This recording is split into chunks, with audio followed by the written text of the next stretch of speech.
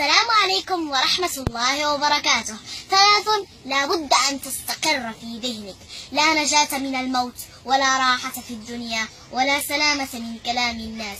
يقول أحد الصالحين: إذا ضاقت في وجه الدنيا قرأت صفحات من القرآن، وما هي إلا أيام فيفتح الله لي من حيث لا أحتسب رزقا وعلما وفهما.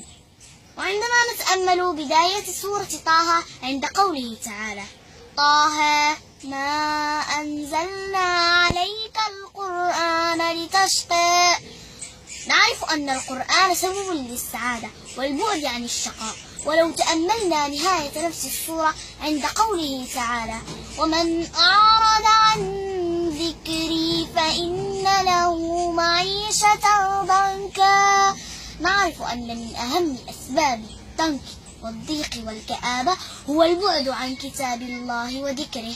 اللهم اجعل القرآن العظيم ربيع قلوبنا ونور صدورنا وجلاء أحزاننا وذهاب همومنا.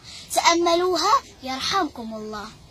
ما أجمل الفجر، فريضته تجعلك في ذمة الله، وسنته خير من الدنيا وما فيها، تجتمع فيه ملائكة الليل والنهار.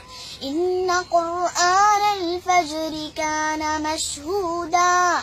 جاذبية القرآن: الذين يعيشون مع القرآن تلاوة وحفظا ينفردون بخاصية رائعة، وهم كلما استمالتهم الدنيا جذبهم القرآن إليه بلطف فعادوا تائبين. كم من الهموم انفردت بسبب ركعة، وكم من الأمراض شفيت بسبب دعوة، وكم من أمور تيسرت بسبب دمعة. بثوا شكواكم لخالقكم فإنه يجيب دعوة المضطرين. عبارة هزتني كثيرا. نحن في امتحان، وفي أي لحظة قد يتم سحب ورقتك وينتهي وقتك الذي خصصه الله لك. فضلا ركز في ورقتك واترك ورقة غيرك. نصيحة ثمينة: أثبت قبرك بأجمل الأثاث: الصلاة، الصدقة، القرآن. رجاء بادر قبل أن تغادر.